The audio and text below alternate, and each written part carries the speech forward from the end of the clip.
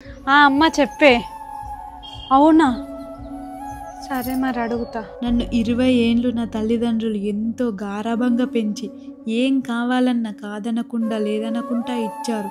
నాకు పెళ్ళయ్యాక మా వాళ్ళకు చిన్న కష్టం వస్తే నా భర్త అత్త అనుమతి తీసుకోవలసి వస్తుంది. వాళ్ళు ఇస్తారో ఇవ్వరు. ఏంటి ప్రసన్న, ఏం ఆలోచించుతున్నావు? ఏం లేదు అత్తమ్మ, మా వాళ్ళకు బిజినెస్లో నష్టం వచ్చిందట. అప్పులు ఇంటికొచ్చి పరువు తీస్తున్నారట. నాతో చెప్పుకొని బాధపడుతున్నారు. ఏం చేయన్నో ఏమో నాకేం అర్థమైతలేదు. అమ్మో, పాలు వంగుతున్నాయి. ఒక్క నిమిషం ఆవి, ఇప్పుడే వస్తా. ఈ నగలు బ్యాంకులో పెట్టి ఆ డబ్బులు మీ వాళ్ళకి ఇయ్యే. మిమ్మల్ని తప్పుగా అర్థం చేసుకున్న అత్తమ్మ. నువ్వు మా ఇంటి మహాలక్ష్మివే. నువ్వు ఏడుస్తూ ఉంటే నేను చూస్తూ ఉంటానా? కానీ ఒక్క విషయం, ఈ నగలు ఇచ్చిన విషయం మాత్రం వానికి తెలియవద్దు. ఏంది అది? నీ ఇద్దరికి నేను పిచ్చోలే కనిపిస్తానా? వద్దురా, వద్దు, ఇటు ఇవ్వు. నాకేం తెలియదు అనుకున్నావా? ఇప్పుడు మా అమ్మేమో మంచిగా నేను చెడ్డు ఉన్నా. పొద్దున మీ వాళ్ళతో ఫోన్లో మాట్లాడేంత నేను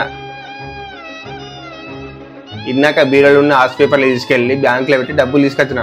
పో మీ వాళ్ళకి పో.